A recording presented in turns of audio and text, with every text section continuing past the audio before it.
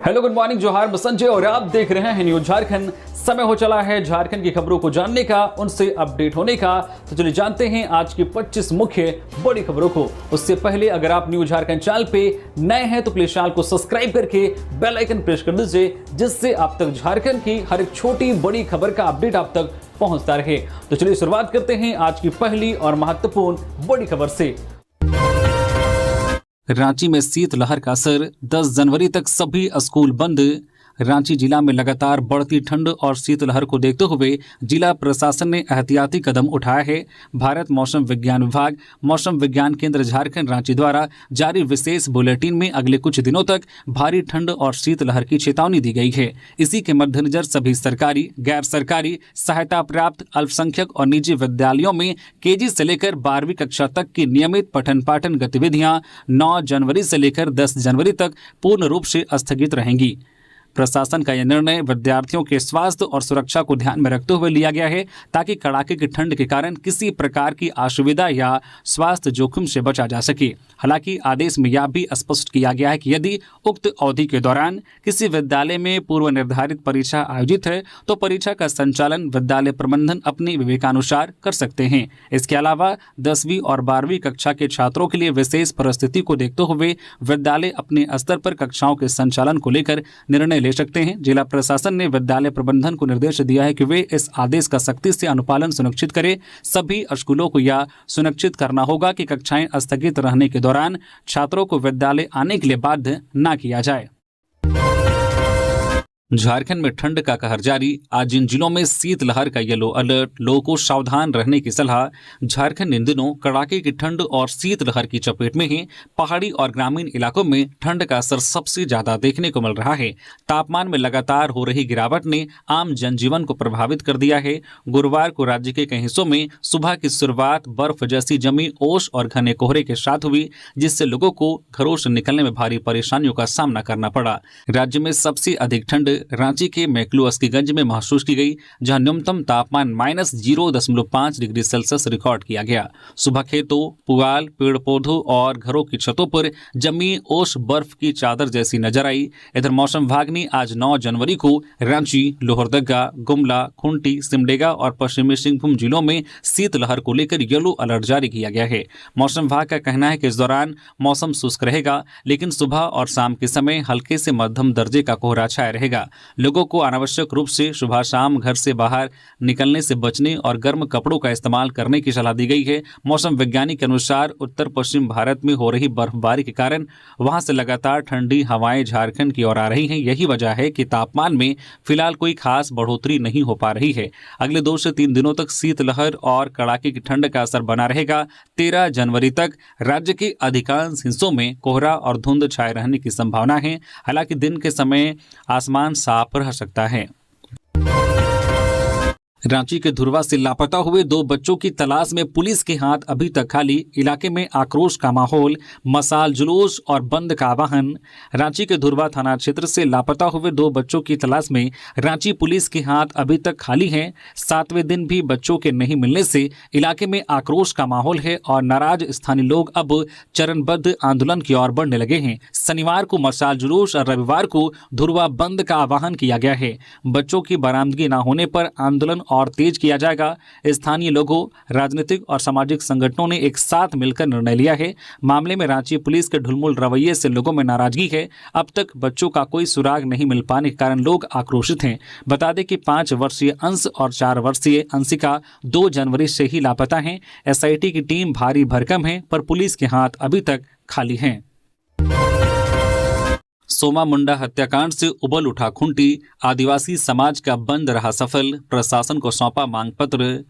पढ़ा के राजा और अबुआ झारखंड पार्टी की केंद्रीय कार्यकारी अध्यक्ष सोमा मुंडा की हत्या के खिलाफ गुरुवार को खूंटी जिला पूरी तरह से ठप रहा। सुबह 9 बजे से शाम 5 बजे तक आदिवासी समाज के लोगों ने चाईबासा, सिमडेगा और जमशेदपुर मार्ग समेत शहर के सभी प्रमुख रास्तों को जाम कर दिया। इस दौरान पूरे जिले में जीवन जन्य गतिविधियां थम गई और आम जनता को भारी परेशानियों का सामना करना पड़ा। आक्रोशित प्रदर्शनकारियों ने 2 पहिया वाहनों तक को रोक दिया और नारेबाजी करते हुए हत्यारों की अविलंब गिरफ्तारी की मांग की। दोपहर बाद पोस्टमार्टम के बाद सोमा मुंडा का शव जुलूस के रूप में भगत सिंह चौक ला गया, जहां सड़क के बीच शव देखकर प्रदर्शनकारियों ने डीसी और एसपी को मौके पर बुलाने की मांग पर अड़े रहे। करीब 4:30 बजे खुंटी डीसी आर रोनिटा और एसपी मनीष टोप्पो भारी सुरक्षा व्यवस्था में पहुंचे। आदिवासी नेता मार्शल बारना ने भीड़ की ओर से मांग पत्र अधिकारीगण को सौंपा, जिसमें हत्यारों की अब तत्काल गिरफ्तारी, पीड़ित परिवार को 5 करोड़ मुआवजा, परिवार के एक सदस्य को सरकारी नौकरी, उच्च स्तरीय जांच और सोमा मुंडा को शहीद का दर्जा देने की थी। डीसी ने परिजनों से मिलकर सरकार को प्रस्ताव भेजने का आश्वासन दिया, जिसके बाद भीड़ शांत हुई और जाम हटाया गया। इसके बाद शव को अंतिम संस्कार के लिए उनके पैतृक गांव चालागी ले जाया गया। इस दौरान रांची, जमशेदपुर और खूंटी के कई आदिवासी नेता मौके पर मौजूद रहे। नेताओं ने हत्या की कड़ी निंदा करते हुए इसे आदिवासी अस्मिता पर हमला बताया और न्याय की मांग की। जामताड़ा में सीएसपी संचालक से 20,000 की लूट, भागते समय अपराधियों ने की हवाई फायरिंग, बाइक सवार 3 बदमाशों ने की वारदात। जामताड़ा जिले के करमाटांड़ थाना क्षेत्र में गुरुवार शाम एक सीएसपी ग्राहक सेवा केंद्र संचालक से लूट की घटना सामने आई है। अपराधियों ने संचालक से लगभग 20,000 रुपये लूट लिए और भागते समय हवाई फायरिंग भी की। यह घटना कुरवा गांव के जोरिया के पास हुई। पिपरा सोल में एसबीआई का ग्राहक सेवा केंद्र संचालित करने वाले नारायण पंडित कुरवा बैंक से पिपरा सोल लौट रहे थे, तभी बाइक पर सवार 3 नकाबपोश अपराधियों ने उन्हें रोक लिया। अपराधियों ने नारायण पंडित से करीब 20,000 रुपये छीन लिए। जब ग्रामीण शोर सुनकर उन्हें पकड़ने का प्रयास किया तो अपराधी हवाई फायरिंग करते हुए मौके से फरार हो गए। लूट के दौरान अपराधियों ने पीड़ित का बैग भी छीन लिया, जिसमें नकदी के साथ चेकबुक और मोबाइल फोन भी था। घटना की सूचना मिलते ही पुलिस मौके पर पहुंची और जांच शुरू कर दी है। हजारीबाग में राहुल दुबे गैंग के 10 अपराधी गिरफ्तार, उरी मारी फायरिंग कांड का पुलिस ने किया खुलासा, फुटबॉल मैदान के पास हुई गिरफ्तारी। हजारीबाग पुलिस ने उरीमारी थाना क्षेत्र में 31 दिसंबर 2025 को हुई फायरिंग कांड का सफल उद्भेदन कर लिया है। इस मामले में कुख्यात राहुल दुबे गिरोह के 10 अपराधियों को गिरफ्तार किया गया है। पुलिस ने इनके पास से भारी मात्रा में हथियार, जिंदा कारतूस और मोबाइल फोन भी बरामद किए गए हैं। एसपी अंजनी अंजन ने इस संबंध में जानकारी दी। उन्होंने बताया कि 31 दिसंबर की अहल सुबह उरीमारी थाना क्षेत्र में अज्ञात अपराधियों द्वारा फायरिंग की गई थी, जिससे इलाके में दहशत का माहौल बन गया था। बाद में इस फायरिंग की जिम्मेदारी कुख्यात अपराधी राहुल दुबे गिरोह द्वारा लिए जाने की बात सामने आई। घटना के बाद उरीमारी ओपी थाना में अज्ञात अपराधियों के खिलाफ मामला दर्ज किया गया था। इसी क्रम में 7 जनवरी की रात पुलिस को गुप्त सूचना मिली कि कुछ अपराधी उरीमारी ओपी क्षेत्र अंतर्गत बघरैया फुटबॉल मैदान के पास एकत्रित होकर किसी बड़ी आपराधिक घटना की योजना बना रहे हैं। सूचना के सत्यापन के बाद पुलिस ने त्वरित कार्रवाई करते हुए इलाके की घेराबंदी की और मौके से सभी 10 अपराधियों को धर दबोचा। तलाशी के दौरान पुलिस ने घटना प्रयुक्त 5 देशी पिस्टल, 17 जिंदा कारतूस और 6 मोबाइल फोन बरामद किए गए हैं। जेएससीएम के प्रतिनिधि मंडल ने राज्यपाल से की मुलाकात, रुकी हुई छात्रवृत्ति और छात्र हित के मुद्दों पर सौंपा ज्ञापन। रांची विश्वविद्यालय के झारखंड छात्र मोर्चा के प्रतिनिधि मंडल ने राज्यपाल संतोष कुमार गंगवार से गुरुवार को लोक भवन में मुलाकात की।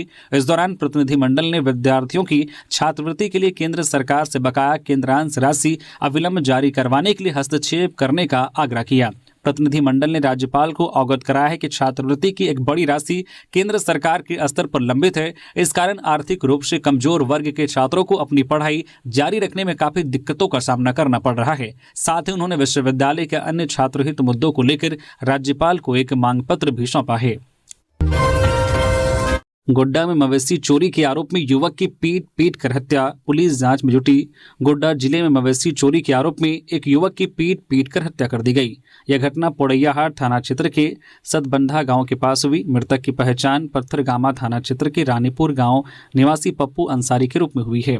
जानकारी के अनुसार बुधवार देर रात पोड़ैयाहाट थाना क्षेत्र के मटिहानी गांव में ग्रामीणों ने मवेशी चोरी के आरोप में पप्पू अंसारी को पकड़ा। ग्रामीणों ने उनकी बेरहमी से पिटाई की, जिससे उसकी मौके पर ही मौत हो गई। घटना की सूचना मिलने पर पोड़ैयाहाट थाना पुलिस ने गुरुवार सुबह सतबंधा गांव के पास से मृतक का शव बरामद किया। शव को पोस्टमार्टम के लिए गोड्डा सदर अस्पताल भेजा गया। पोस्टमार्टम के बाद शव परिजनों को सौंपा जाएगा। परिजनों ने आरोप लगाया है कि पप्पू अंसारी की बेरहमी से हत्या की गई है। उनका कहना है कि पप्पू मवेशी के कारोबार से जुड़े थे और किसी साजिश के तहत चोरी के आरोप में उनकी हत्या की गई। मामले की गंभीरता को देखते हुए डीएसपी सहित पोड़ैयाहाट थाना पुलिस जांच में जुट गई है। पुलिस ने बताया है कि सभी पहलुओं की जांच की जा रही है और दोषियों की पहचान कर उनके खिलाफ कड़ी कानूनी कार्रवाई की जाएगी।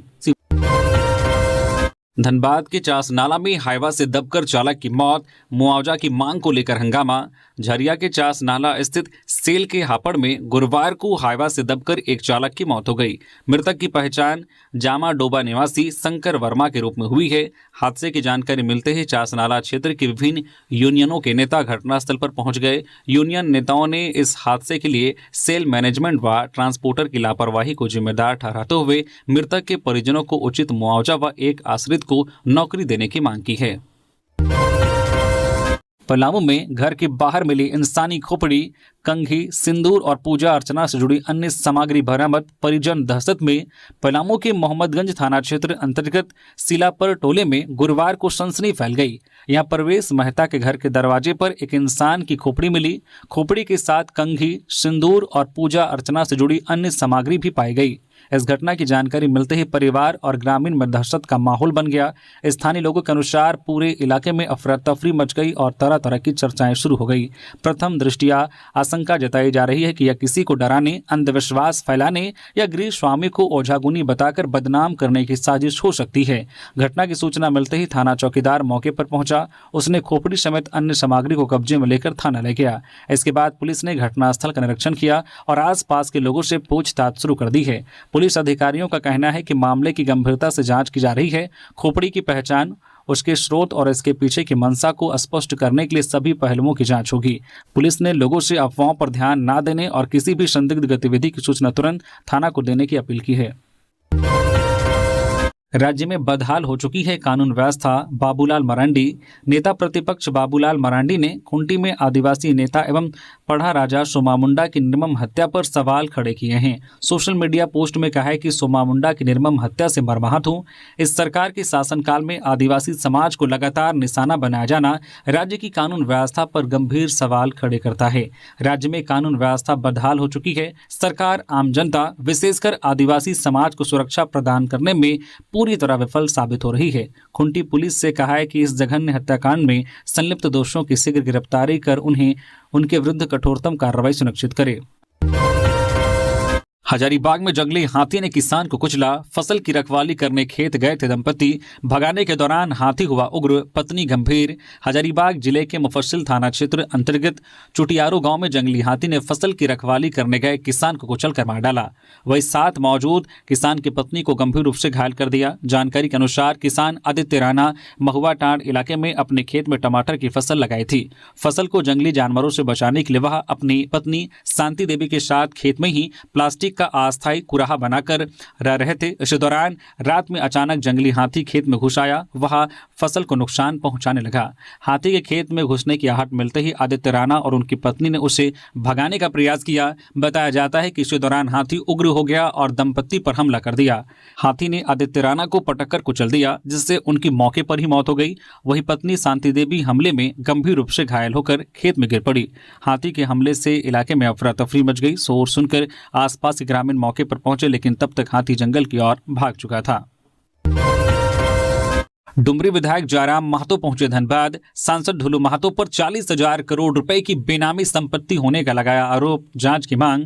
डुमरी विधायक और जेएलकेएम सुप्रीमो जयराम महतो गुरुवार को बोकारो के बीएसटी थाना में दर्ज एक मामले में पेशी के लिए धनबाद न्यायालय पहुंचे। इस दौरान उन्होंने सांसद ढुलू महतो पर 40,000 करोड़ रुपए की कथित बेनामी संपत्ति होने का आरोप लगाया और इसकी निष्पक्ष जांच की मांग की। जयराम महतो ने बताया कि सांसद ढुलू महतो के खिलाफ सुप्रीम कोर्ट में एक याचिका दायर की गई है, जिस पर न्यायालय ने राज्य सरकार को जांच के आदेश दिए हैं। उन्होंने तर्क दिया है कि यदि सांसद 80 वर्ष भी जीवित रहते हैं तो भी शेष जीवन में इतनी बड़ी राशि खर्च करना संभव नहीं है। उनके अनुसार यदि कोई व्यक्ति प्रतिदिन 5 लाख रुपए भी खर्च करे तो पूरी रकम खर्च करने में लगभग 2000 वर्ष लग जाएंगे। उन्होंने सांसद के 3 कथित साझेदारों के नाम लेते हुए उनकी संपत्तियों की भी जांच की मांग की है। जयराम महतो ने खुद को एक रिसर्चर बताते हुए कहा है कि वे तथ्यों और आंकड़ों के आधार पर ही बात करते हैं। उन्होंने यह भी आरोप लगाया है कि सांसद द्वारा उन्हें अनावश्यक रूप से निशाना बनाया जा रहा है। इस अवसर पर जयराम महतो ने नगर निकाय चुनाव दलीय आधार पर कराने की भाजपा की मांग का समर्थन किया। इसके साथ ही उन्होंने पेशा कानून को लेकर राज्य सरकार से अपील की है कि इसे लागू करने से पहले इसकी व्यापक समीक्षा की जाए।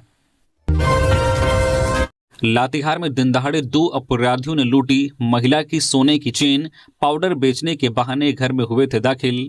लातेहार जिले के बालूमाथ में 2 अपराधी दिन दहाड़े एक महिला के घर में घुसकर सोने की चेन लूटकर फरार हो गए। चेन की कीमत करीब 2 लाख रुपए बताई जा रही है। दोनों चोर पाउडर बेचने के बहाने महिला के घर में घुसे थे। महिला को अकेली पाकर अपराधियों ने गले में पहनी सोने की चेन लूट ली और मौके से फरार हो गए। पूरी घटना सीसीटीवी कैमरे में कैद हो गई है, जिसके आधार पर पुलिस पूरे मामले की छानबीन कर रही है।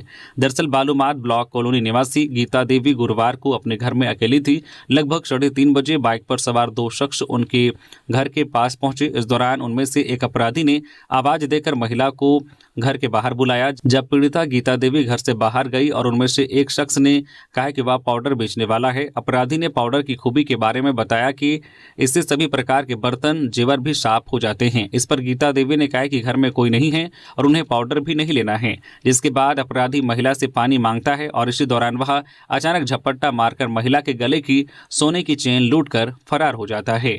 घटना की जानकारी मिलने के बाद इधर पुलिस की टीम घटनास्थल पर पहुंची और मामले की छानबीन में जुट गई है। चाईबासा में नकली शराब फैक्ट्री का भंडाफोड़, भारी मात्रा में नकली शराब उपकरण और फर्जी लोगो बरामद।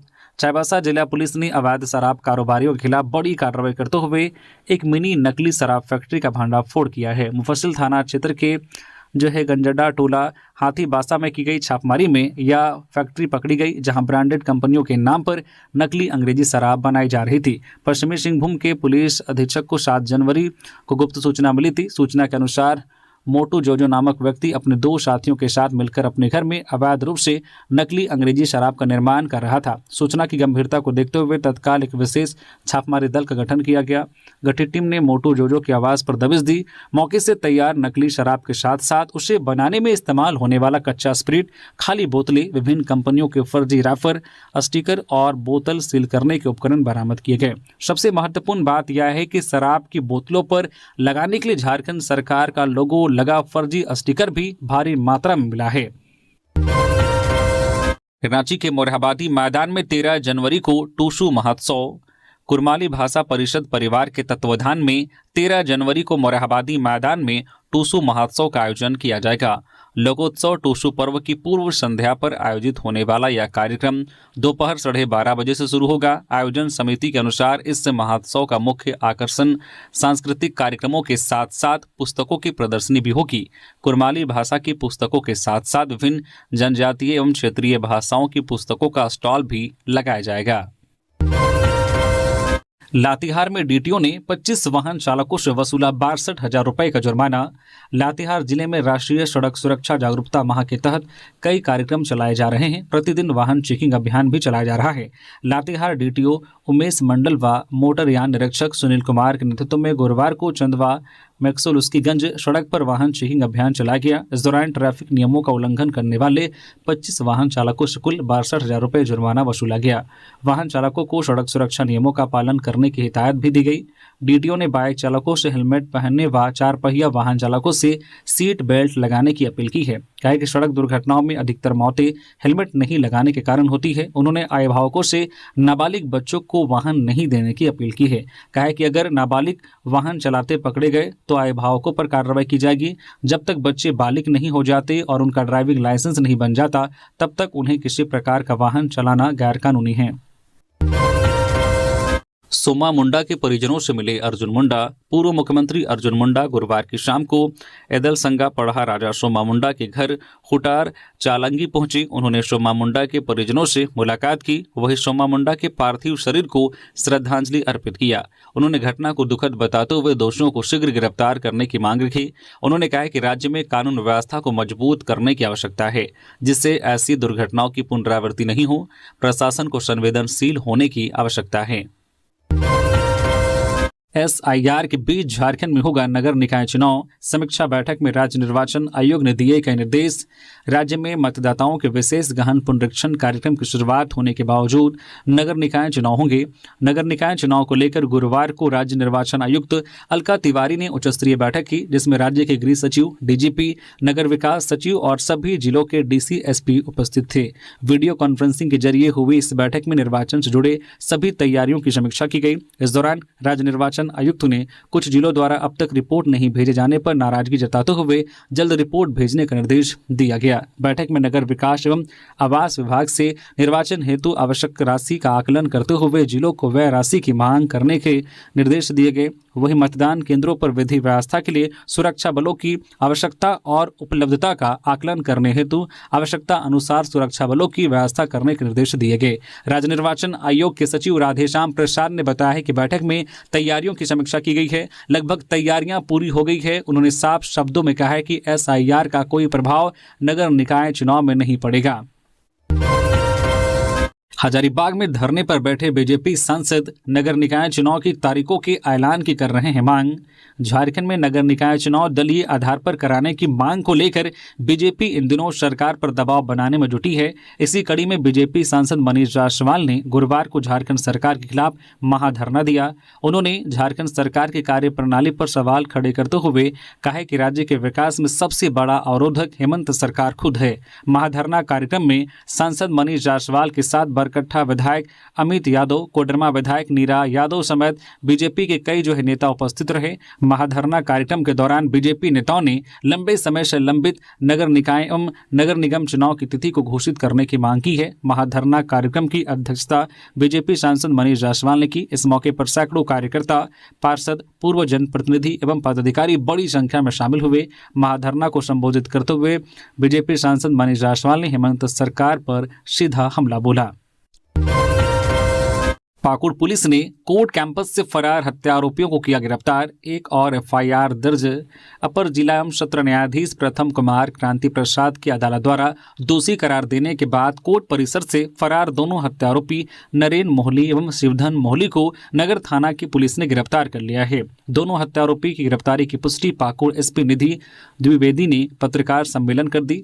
पाकुड़ SP ने बताया कि बीते 7 जनवरी को 4 अभियुक्तों को न्यायालय द्वारा दोषी करार दिया गया था और 2 अभियुक्त न्यायिक हिरासत से फरार हो गया था। इस मामले में नगर थाना में कांड अंकित करते हुए दोनों की गिरफ्तारी को लेकर छापेमारी दल का गठन किया गया और मिली सूचना पर महेशपुर थाना क्षेत्र के खरियोपाड़ा गांव से दोनों को गिरफ्तार किया गया। गिरफ्तार शिवधन मोहली एवं नरेन मोहली को न्यायिक हिरासत में भेज दिया गया है। इधर SP ने बताया कि 12 जनवरी को सभी चारों दोषियों को सजा के बिंदु पर सुनवाई होगी। साथ ही SP ने बताया कि न्यायिक हिरासत से 2 दोषियों के फरार होने के मामले में तत्काल प्रभाव से कोर्ट हाजत प्रभारी को निलंबित कर दिया गया है। SP ने बताया कि इन दोनों के खिलाफ दर्ज प्राथमिकी को लेकर पुलिस अनुसंधान कर जल्द चार्जशीट सौंपेगी। इरफान अंसारी की आवाज पर सगुन सोहराय मिलन समारोह का आयोजन। आदिवासी समुदाय के साथ खूब झूमे मंत्री। आदिवासी समुदाय के सबसे बड़े त्यौहार सोहराय के मौके पर जामताड़ा के विधायक और झारखंड के स्वास्थ्य मंत्री इरफान अंसारी की आवाज पर सगुन सोहराय मिलन समारोह का आयोजन किया गया। इस कार्यक्रम में आदिवासी समुदाय के हजारों लोगों ने हिस्सा लिया, नृत्य किया और जश्न मनाया। मंत्री इरफान अंसारी भी इस जश्न में शामिल हुए और आदिवासी समुदाय के साथ खूब झूमे। सोहराय मिलन समारोह में आदिवासी पुरुष और महिलाओं ने ढोल और दूसरे वाद्य यंत्रों की धुन पर पारंपरिक नृत्य किया। मंत्री इरफान अंसारी भी सोहराय त्यौहार मनाने में आदिवासी समुदाय के साथ शामिल हुए और उनके साथ खूब झूमे।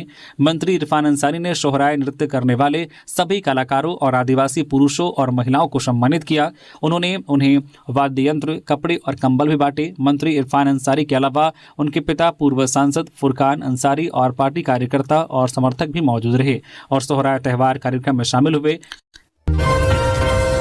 खूंटी सड़क हादसे से हिला इलाका। चलती ट्रक में जागो शिकार। डोडमा चर्च के 2 फादरों की गई जान। खूंटी सिमडेगा मुख्य सड़क पर बुधवार देर रात एक दर्दनाक सड़क हादसे में डोडमा RC चर्च से जुड़े 2 फादरों की मौके पर ही मौत हो गई, जबकि एक फादर गंभीर रूप से घायल हो गए। हादसा इतना भयावह था कि एक क्रेटा कार सीधे सड़क पर चल रहे ट्रक में जा घुसी और उसके भीतर फंस गई। मृतकों की पहचान डोडमा निवासी फादर सुशील प्रवीण टीडू और बागर टोली निवासी फादर सुनील भेंगरा के रूप में हुई है। वही हादसे में गंभीर रूप से घायल फादर जॉनसन भेंगरा, जो वर्तमान में असम के एक चर्च में पदस्थापित हैं, को तत्काल इलाज के लिए अस्पताल भेजा गया। प्रत्यक्षदर्शियों के अनुसार तीनों फादर तोरपा से एक कार्यक्रम में शामिल होकर डोडमा स्थित चर्च लौट रहे थे। इस दौरान देर रात उनकी कार अनियंत्रित होकर आगे चल रहे ट्रक में जा घुसी। टक्कर इतनी तेज थी कि कार ट्रक के भीतर तक घुस गई, जिससे राहत और बचाव कार्य में काफी परेशानी हुई। चतरा पुलिस ने टंडवा चोरी कांड का किया खुलासा, 3 सातिर चोर गिरफ्तार, जेवरात और नकदी बरामद। चतरा जिले के टंडवा थाना पुलिस ने एक बड़ी चोरी की घटना का खुलासा किया है। इस मामले में पुलिस ने 3 सातिर चोरों को गिरफ्तार किया है। उनके पास से चोरी किए गए जेवरात और भारी मात्रा में नकदी भी बरामद की गई है। यह घटना टंडवा थाना क्षेत्र के चट्टीगाडीह लौंग गांव में 2 जनवरी 2026 को हुई थी। अज्ञात चोरों ने दिनेश यादव के घर में घुसकर सोने चांदी के जेवरात और नकदी चुरा ली थी। मामले की गंभीरता को देखते हुए चतरा एसपी को 7 जनवरी को एक गुप्त सूचना मिली। इसमें बताया गया था कि चोरों में शामिल अपराधी अपने घर में छिपे हुए हैं। इसके बाद छापामारी दल ने गाड़ी लौंगा गांव में त्वरित कार्रवाई करते हुए 3 अभियुक्तों को गिरफ्तार कर लिया। पकड़े गए अपराधियों की पहचान गाड़ी लौंग टंडवा निवासी शानिक कुमार यादव 20 वर्षीय, धीरज कुमार भुइया 21 वर्षीय और कुणाल कुमार 22 वर्षीय के रूप में हुई है। गिरफ्तार अभियुक्तों की निशानदेही पर पुलिस ने चोरी का सामान बरामद किया है। इसमें चांदी का एक कंगन, लॉकेट, लगी हुई चांदी की सिकड़ी और 85,500 रुपए नगद शामिल हैं। पुलिस के अनुसार पकड़े गए अभियुक्तों को न्यायिक हिरासत में जेल भेजा जा रहा है। रामगढ़ का डाक ओवरसियर 15,000 घूस लेते गिरफ्तार। सीबीआई ने रामगढ़ के डाक ओवरसियर प्रभु मुंडा को 15,000 रुपए घूस लेते रंगे हाथ गिरफ्तार किया है। वह ग्रामीण डाक सेवक से रामगढ़ मुख्यालय में योगदान कराने के लिए 30,000 रुपए घूस मांग रहा था। इस सिलसिले में ग्रामीण डाक सेवक ने सीबीआई से यह शिकायत की थी कि ओवरसियर प्रभु मुंडा इससे रामगढ़ मुख्यालय में योगदान कराने के लिए 30,000 रुपए घूस मांग रहा है। सीबीआई ने प्रारंभिक जांच के दौरान शिकायत को सही पाया। बातचीत के दौरान ओवरसियर ने योगदान कराने से पहले 15,000 रुपए जो लेने और 15,000 रुपए बाद में लेने पर सहमति दी। इसके बाद इस सिलसिले में प्रभु मुंडा के खिलाफ प्राथमिकी दर्ज की गई। सीबीआई ने 8 जनवरी को सुनियोजित तरीके से प्रभु मुंडा को 15,000 रुपए घूस लेते रंगे हाथों गिरफ्तार किया गया। ओवरसियर को गिरफ्तार करने के बाद सीबीआई अधिकारियों का दल उसे रांची लाकर पूछताछ कर रही है। पेशा नियमावली पर पुनर्विचार नहीं हुआ तो भाजपा गांव-गांव जनता की अदालत में जाएगी, मरांडी। भाजपा प्रदेश अध्यक्ष और नेता प्रतिपक्ष बाबूलाल मरांडी ने हेमंत सरकार द्वारा जारी पेशा नियमावली पर कड़ा विरोध जताया है। उन्होंने कहा है कि राज्य सरकार की नई नियमावली जनजाति समाज की रूढ़िवादी विश्वास और उपासना पद्धति पर सीधा प्रहार है और इससे आदिवासी समाज को भ्रमित किया गया है। मरांडी ने कहा है कि कांग्रेस के नेतृत्व वाली केंद्र सरकार ने 1996 में पेशा एक्ट इस उद्देश्य से बनाया था कि देश भर के 700 से अधिक जनजातीय समूह की पारंपरिक व्यवस्था, विश्वास और उपासना पद्धति को मजबूत किया जा सके। लेकिन झारखंड में हेमंत सरकार ने नियमावली बनाते समय एक्ट की मूल भावना को कमजोर कर दिया है। जैक के दैनिक वेतन कर्मियों की आवेदन पर 6 सप्ताह में निर्णय लेने का अधिकार। झारखंड हाईकोर्ट ने झारखंड एकेडमिक काउंसिल जैक में वर्षों से कार्यरत दैनिक वेतन कर्मी के नियमितीकरण और सेवा लाभ से जुड़े मामले में सुनवाई करते हुए प्रार्थियों को सभी प्रासंगिक दस्तावेजों के साथ जैक सचिव को अभ्यावेदन देने और सचिव को 6 सप्ताह के अंदर कानून के तहत दावों पर विचार करने का निर्देश दिया है। दिशोम गुरु शिबू सोरेन के जन्म दिवस पर होगा गुरुजी स्टूडेंट क्रेडिट कार्ड योजना संवाद कार्यक्रम। सीएम हेमंत सोरेन करेंगे छात्रों से बात। दिशोम गुरु शिबू सोरेन के जन्म दिवस के अवसर पर 11 जनवरी 2026 को टाना भगत स्टेडियम खेलगांव रांची में गुरुजी स्टूडेंट क्रेडिट कार्ड योजना संवाद कार्यक्रम का आयोजन किया जाएगा। इस कार्यक्रम में मुख्यमंत्री हेमंत सोरेन राज्य के 10वीं से 12वीं कक्षा में अध्ययनरत छात्र छात्राओं से सीधे संवाद करेंगे। कार्यक्रम की तैयारियों को लेकर उपायुक्त सह जिला दंडाधिकारी रांची मंजुनाथ भजंत्री की अध्यक्षता में संबंधित पदाधिकारियों के साथ बैठक आयोजित की गई। बैठक में कार्यक्रम को सफल और सुव्यवस्थित ढंग से आयोजित करने को लेकर विस्तृत चर्चा हुई। उपायुक्त ने बताया कि इस कार्यक्रम के माध्यम से विद्यार्थियों को गुरुजी स्टूडेंट क्रेडिट कार्ड योजना के तहत लाभ दिया जाएगा, जिससे उच्च शिक्षा के लिए वित्तीय सहायता उपलब्ध कराई जा सकेगी। गिरिडीह में 2 बाइक की आमने सामने टक्कर, 3 लोग गंभीर रूप से घायल, दोनों बाइक क्षतिग्रस्त। गिरिडीह में 2 बाइक की आमने सामने टक्कर में 3 लोग गंभीर रूप से घायल हो गए। यह घटना गुरुवार शाम को नगर थाना क्षेत्र के सिहोडी पुल के पास हुई। दुर्घटना में दोनों बाइकें बुरी तरह से क्षतिग्रस्त हो गई। जानकारी के अनुसार एक बाइक पर सवार युवक एक युवती को गिरिडीह महिला कॉलेज से परीक्षा दिलाकर बेंगाबाद स्थित अपने घर लौट रहा था। दूसरी बाइक पर सवार लोग बेंगाबाद के महदैया से गिरिडीह की ओर जा रहे थे। सिहोडी पुल के पास दोनों बाइकों की अचानक टक्कर हो गई। टक्कर इतनी भीषण थी कि बाइक सवार सड़क पर दूर जा गिरे। दुर्घटना के बाद मौके पर अफरा तफरी मच गई। आसपास के ग्रामीण और स्थानीय लोग तुरंत घटनास्थल पर पहुंचे और लोगों की मदद की। बताया जा रहा है कि इस दुर्घटना में 2 की हालत गंभीर बनी हुई है।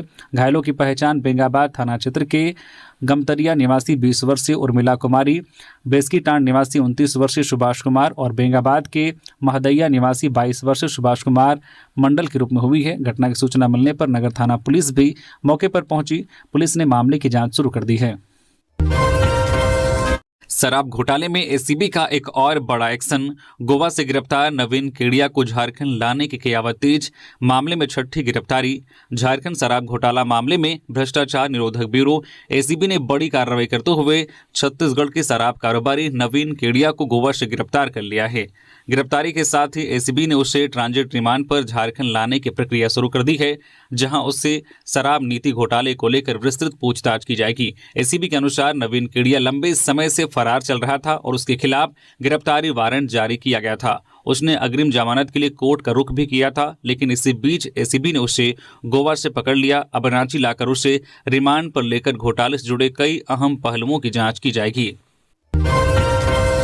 बोकारो में इनामी वांछित अपराधी पंकज त्रिपाठी गिरफ्तार। मारपीट, धोखाधड़ी सहित कई गंभीर मामलों में था फरार। बोकारो पुलिस ने जिले के इनामी वांछित अपराधी पंकज त्रिपाठी को गिरफ्तार किया है। पुलिस ने गुप्त सूचना के आधार पर यह कार्रवाई की। पंकज त्रिपाठी लंबे समय से फरार चल रहा था और उस पर कई गंभीर आपराधिक मामले दर्ज हैं। यह गिरफ्तारी 8 जनवरी 2026 को पुलिस अधीक्षक बोकारो के निर्देश पर हुई। पुलिस के अनुसार पंकज त्रिपाठी के खिलाफ बोकारो और आसपास के थानों में मारपीट, धोखाधड़ी, जालसाजी सहित भारतीय दंड संहिता की विभिन्न गंभीर धाराओं के तहत कई आपराधिक मामले दर्ज हैं। उनके खिलाफ अलग अलग थानों और न्यायालयों से कई गिरफ्तारी वारंट भी जारी किए गए थे। गिरिडीह में वृद्ध महिला की मौत, गलत इंजेक्शन का आरोप। उमा पॉलीक्लिनिक के बाहर परिजनों ने किया हंगामा, सड़क जाम। गिरिडीह जिले के सरिया थाना क्षेत्र में स्थित Uma polyclinic and diagnostic centre में इलाज के बाद एक वृद्ध महिला की मौत हो गई। परिजनों ने क्लिनिक के डॉक्टर पर गलत इलाज और लापरवाही का आरोप लगाते हुए हंगामा किया और सड़क जाम कर दिया। मृतका के परिजनों का आरोप है कि उमा पॉलीक्लिनिक में योग्य डॉक्टर के बिना इलाज किया जाता है। उनका कहना है कि लापरवाही के कारण उनकी मां की जान चली गई। मृतका के पुत्र मनोज कुमार वर्मा ने बताया कि उनकी मां को हल्का बुखार और खांसी थी, जिसके इलाज के लिए उमा पॉलीक्लिनिक में भर्ती कराया गया था। मनोज कुमार वर्मा के अनुसार क्लिनिक में अशोक मोदी नामक व्यक्ति द्वारा इलाज किया जा रहा था। परिजनों का आरोप है कि इलाज के दौरान 3 दवाइयां देने के बाद महिला की तबीयत अचानक बिगड़ गई और उन्हें उल्टी होने लगी। बार बार बाहर रेफर करने की मांग के बावजूद क्लिनिक संचालक ने गंभीरता नहीं दिखाई। जब महिला की स्थिति ज्यादा बिगड़ गई तब उन्हें रांची रेफर किया गया, लेकिन रास्ते में ही उनकी मौत हो गई। घटना के बाद आक्रोशित परिजनों और स्थानीय लोगों ने उमा पॉलीक्लिनिक के बाहर शव रखकर प्रदर्शन किया। उन्होंने प्रशासन के खिलाफ नारेबाजी करते हुए दोषी डॉक्टर पर कानूनी कार्रवाई और उचित मुआवजे की मांग की। सावधान, झारखंड में फार्मेसी शिक्षा पर सख्ती, 34 कॉलेजों की मान्यता होगी रद्द। झारखंड में डिप्लोमा इन फार्मेसी पाठ्यक्रम के संचालन में व्यापक अनियमितताओं के खुलासे के बाद राज्य सरकार ने बड़ा फैसला लिया है। विभागीय प्रावधानों और फार्मेसी काउंसिल ऑफ इंडिया के मानकों का खुलेआम उल्लंघन कर रहे 34 फार्मेसी कॉलेजों की मान्यता रद्द करने की प्रक्रिया शुरू कर दी गई है। इन सभी संस्थानों को सरकार की ओर से पूर्व में जारी लेटर ऑफ कंसेंट निरस्त की जाएगी। स्वास्थ्य विभाग की जांच में सामने आया है कि इन 34 कॉलेजों में ना तो सरकार से अनिवार्य एनओसी प्राप्त की गई थी और ना ही इसके लिए आवेदन किया। इसके अलावा इन संस्थानों के पास अपनी जमीन और अपना भवन नहीं है। साथ ही टीचिंग और नॉन टीचिंग स्टाफ की भी भारी कमी पाई गई है। इन परिस्थितियों में इन कॉलेजों में जारी डिप्लोमा इन फार्मेसी पाठ्यक्रम का संचालन पूरी तरह नियमों के खिलाफ माना गया है। बेरमो एमएलए कुमार जयमंगल का गंभीर आरोप, टीवीएनएल के महाप्रबंधक पर शक्तियों के दुरुपयोग का दावा, सीएम को लिखा पत्र।